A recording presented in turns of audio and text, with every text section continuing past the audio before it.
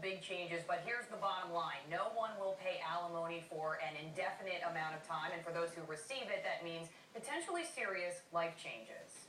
Not bad. He no longer wears a wedding ring, but he still wears a watch. And for Tom Crozier, time is ticking very slowly.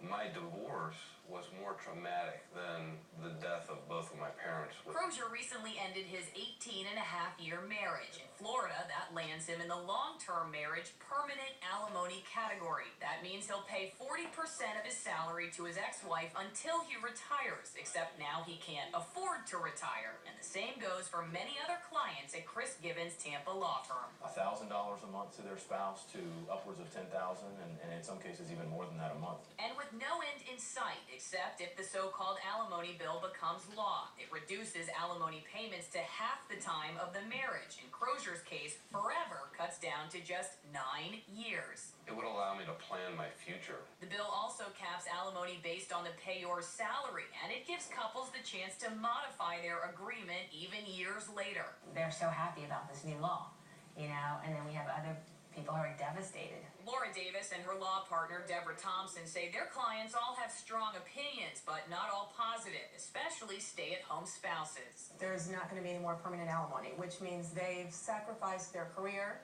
to stay home with the kids, and now they're going to be severely limited. Though Crozier worked while his ex-wife stayed at home, he says 9 years is plenty of time for her to find a job, so he can finally benefit from his. It's almost like you're working for a stranger that's just walking down the street. Now, even if this bill passes both the House and Senate, and even if the governor signs it into law, attorneys do expect to see many challenges to it. There are still many questions about the constitutionality of changing a contract that's already been signed. Jameson. Allison, thank you. Also new at 5:30, a new report out.